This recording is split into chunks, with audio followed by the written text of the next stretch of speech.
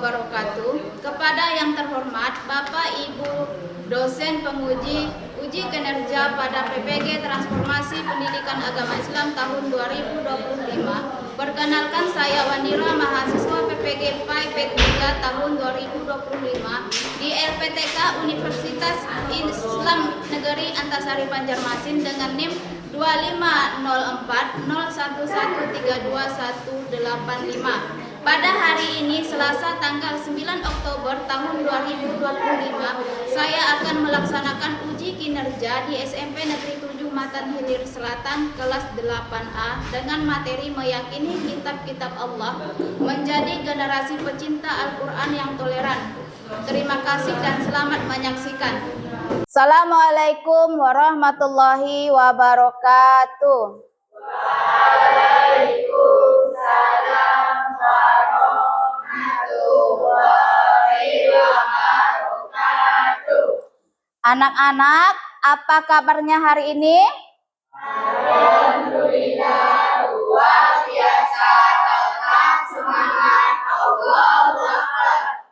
Alhamdulillah, suaranya agak bagus, berarti tetap semangat. Sebelum memulai pelajaran pada pagi hari ini, untuk melancarkan kegiatan pembelajaran kita, marilah kita bersama-sama membaca doa. Silahkan ketua kelasnya pimpin doanya. Sebelum memulai pelajaran pada pagi hari ini, marilah kita baca doa. Mulai. Bismillahirrahmanirrahim. Alhamdulillahi Rabbil Alamin. Ar-Rahmanir-Rahim. Maliki yaumiddin. Iyyaka na'budu wa iyyaka nasta'in. Ihdinas siratal mustaqim. Siratal ladzina an'amta 'alaihim ghairil maghdubi 'alaihim waladdallin. Amin. Sadaqallahul azim. Baik anak-anak sekalian, Ibu ingin bertanya, hari ini siapa yang tidak hadir? Alhamdulillah, hari ini hadir semua. Baiklah, kita lanjut ke materi berikutnya. Tapi sebelum melanjutkan materi berikutnya, Ibu ingin mengingatkan kembali materi sebelumnya. Siapa yang ingat materi sebelumnya apa? Melestarikan alam dan menjaga lingkungan. Kita sebagai pelajar muslim diharuskan atau diwajibkan menjaga kelestarian lingkungan. Sekarang kita lanjut ke materi kita pada hari ini, yaitu meyakini kitab-kitab Allah menjadi generasi pecinta Al-Quran yang toleran.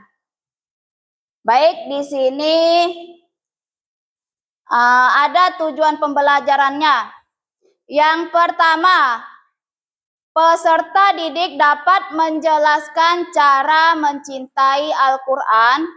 Yang kedua, cara membangun hubungan dengan orang tua dan yang beriman kepada kitab terdahulu dengan benar. Yang ketiga, memiliki perilaku terpuji dan bersikap toleran terhadap perbedaan. Itu tujuan dari pembelajaran kita pada pagi hari ini. Baik anak-anak, Ibu ingin bertanya, siapa yang tahu pengertian dari iman kepada kitab Allah?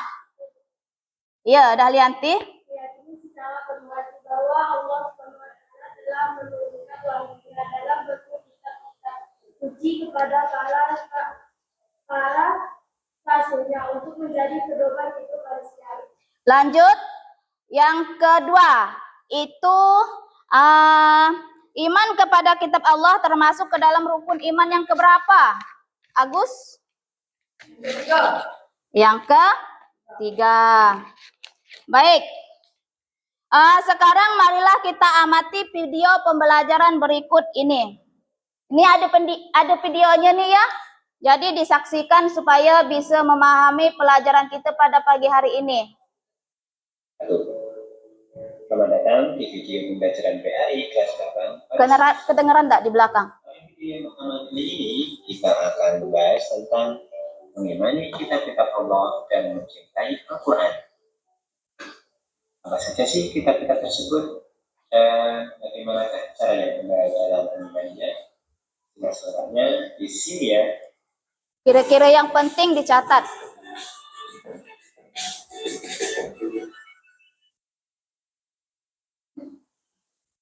Mari kita renungkan sejenak. Apa jadinya apabila kita menaiki kendaraan di sana, namun tidak memiliki tujuan yang jelas. Kita hanya akan putar-putar, tapi tidak tahu kemana akan pergi. Selain itu, kita hanya akan membuang-buang bahan bakar dan bahkan aman-aman kita bisa terkesan. Demikian juga dengan kehidupan di dunia ini. Jika hidup ini tidak memiliki arah yang jelas dan tujuan yang benar, maka hanya akan menghabiskan usia tanpa memiliki manfaat dan kemudian tersesat. Oleh karena itu, Allah menurunkan kitab-kitabnya menjadi pedoman umat manusia, mulai dari kitab Taurat, Zabur, Injil, dan Al-Quran. Mulai dari kitab Taurat terlebih dahulu. Kitab Taurat diwahyukan kepada Nabi Musa alaihissalam pada abad ke-12 sebelum Masehi atau 1400 tahun sebelum Masehi. Nama Taurat sendiri berarti hukum atau syariat. Pada saat itu Nabi Musa alaihissalam diutus supaya Allah Subhanahu wa Ta'ala untuk berdakwah kepada Bani Israel yang telah Dia bebaskan dari cengkraman Fir'aun. Adapun bahasa yang digunakan dalam kitab Taurat ini adalah bahasa Ibrani. Sebagai Muslim, tentu kita wajib mengimani kitab Taurat ini sebagai wahyu dari Allah Subhanahu wa Ta'ala. Karena Allah telah menerangkan dalam Al-Quran terkadanya pada Quran surat Al-Mu'minun ayat 49 yang bunyinya A'udzu billahi minasyaitonir rajim wa laqad atayna Musal kitaba la'allahum yahtadun. Dan sesungguhnya telah kami berikan Alkitab Taurat kepada Musa agar mereka Bani Israel mendapat petunjuk. Adapun pokok-pokok ajaran yang ada dalam kitab Taurat yang diturunkan di Bukit Sinai tersebut adalah sebagai berikut. Yang pertama, perintah pengesahan Allah.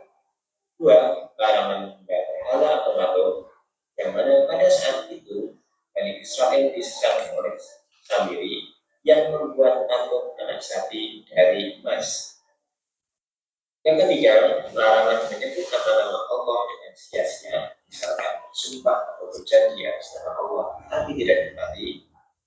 Yang keempat, perintah mensucikan hari Sabtu, perintah bagi kedua orang tua, larangan membunuh sesama, larangan berbuat zina, larangan mencuri, larangan menjadi saksi palsu, dan larangan mengambil hak orang lain. 10 perintah dan larangan tersebut dikenal dengan istilah The Ten Commandments. Selanjutnya ada kitab Zabur. Kitab Zabur diturunkan oleh Allah Subhanahu wa Ta'ala kepada Nabi Daud alaihissalam untuk Bani Israel akan menjadi budi. Kitab ini diturunkan pada abad ke-10 sebelum Masehi, atau 2 abad setelah Taurat, hanya di daerah Yerusalem. Adapun kitab ini ditulis dengan bahasa Kipti. Allah firman, A'udzu billahi minasyaitonir rajim. Wa rabbuka a'lamu biman fis samawati wal ardh. Wa laqad faddalna ba'dhan nabiyyina 'ala ba'din wa ataina Dawuda zabura. Dan Tuhanmu lebih mengetahui siapa yang ada di langit dan di bumi. Dan Sesungguhnya telah kami berikan sebagian nabi-nabi itu atas bagian yang lain. Dan kami berikan kitab Zabur kepada Daud. Quran Surat Al-Isra ayat 55. Setelah kitab Zabur, turunlah kitab Injil. Kitab Injil diturunkan kepada Nabi Isa alaihissalam pada permulaan abad pertama Masehi, tahun 11 abad setelah kitab Zabur diturunkan. Kitab Injil sendiri diwahyukan di daerah Yerusalem dengan bahasa Suryani dan diperuntukkan bagi Bani Israel, laki-laki Bani Israel. Untuk kita ketahui bahwa Bani Israel merupakan bangsa yang paling cerdas di dunia, namun ternyata juga paling ngeyel. Keterangan tentang kitab Injil ini terdapat dalam surat Maryam ayat 30. Allah berfirman, "Qala inni 'abdullahi ataniya kitaba wa ja'alani nabiyya." Berkatalah Isa, sesungguhnya aku ini hamba Allah yang memberiku Alkitab Injil dan dia menjadikan aku seorang nabi.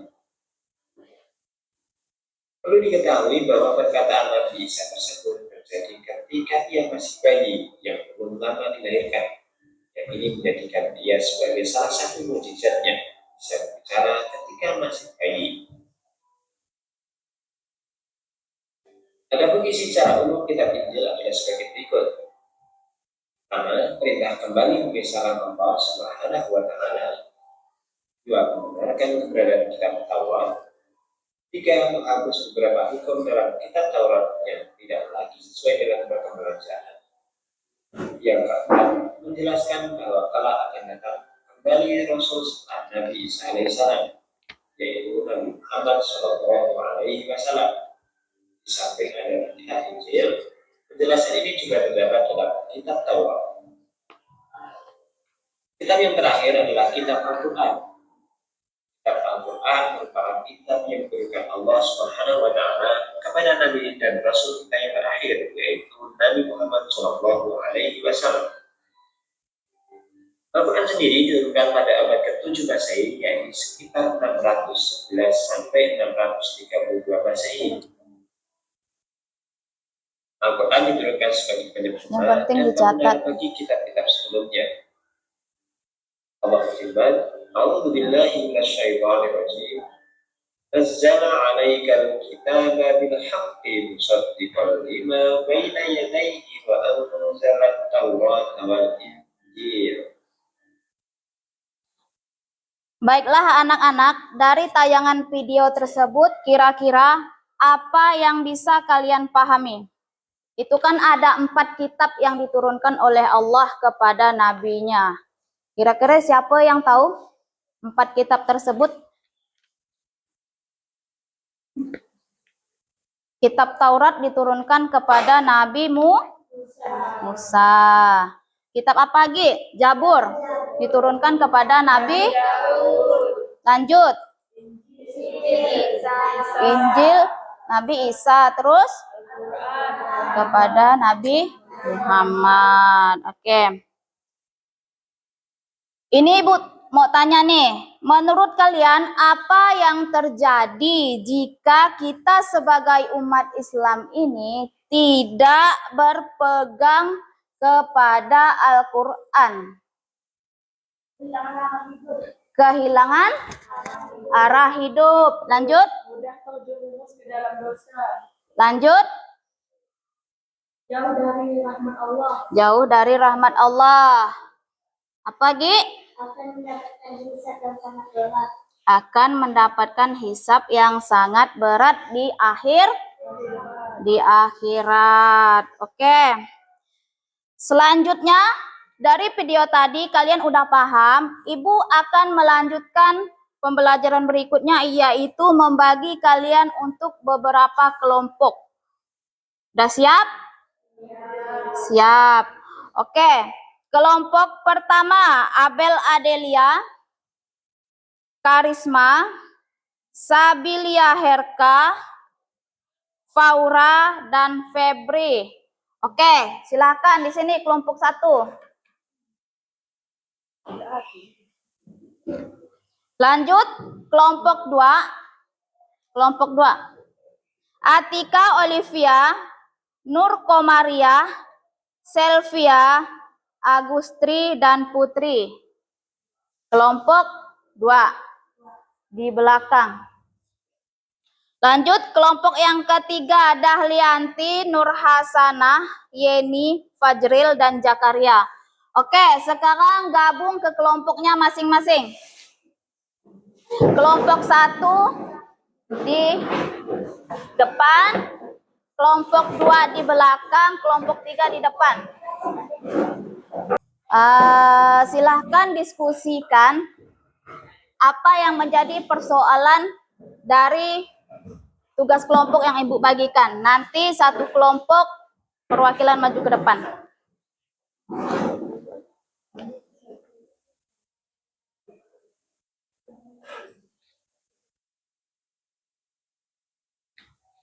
Nanti satu kelompok maju ke depan mempresentasikan hasil dari diskusi.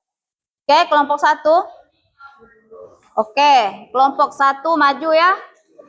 Silahkan kelompok 1 maju ke depan. Jawabnya caranya digilir. Nomor 1 siapa, 2 siapa, 3 siapa. Oke, silahkan kelompok 1.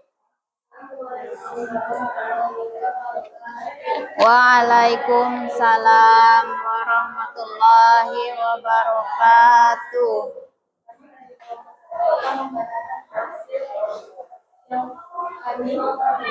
Diskusikan. Identifikasi hasil pembagian iman kepada kitab-kitab Allah di surga adalah meyakini dengan sepenuh hati bahwa Allah SWT telah menurunkan kitab-kitab suci kepada para rasulnya yang berisi petunjuk, hukum, dan pedoman hidup bagi umat manusia. Lanjut. 2. Identifikasi nama kitab Allah, Rasul pemerintahnya, dan penjelasannya. Nama kitab-kitab Allah, Taurat, Rasul penerimanya Musa. 2. Zabur, Rasul penerimanya Daud. Nama kitab Allahnya Injil, Rasul penerimanya Isa. Nama kitab Allahnya Al-Quran, Rasul penerimanya. Oke, lanjut. Nomor 3.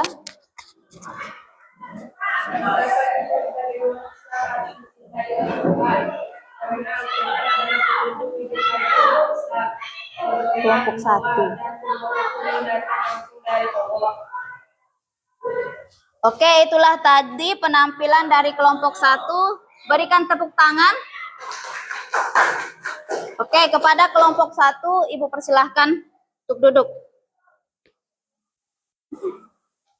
Oke.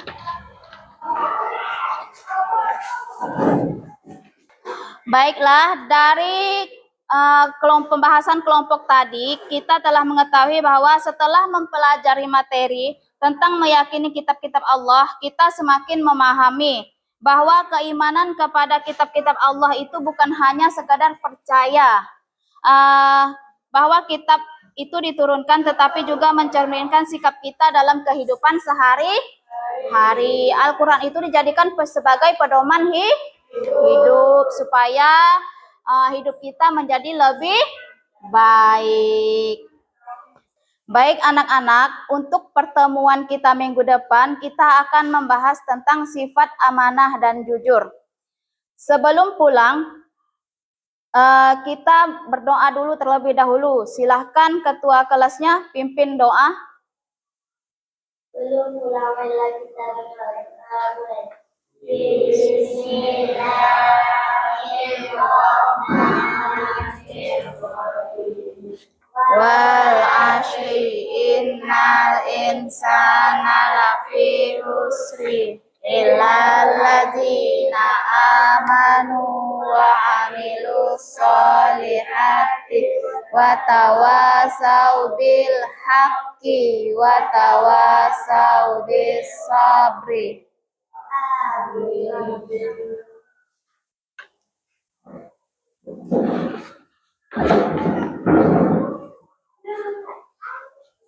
Amin.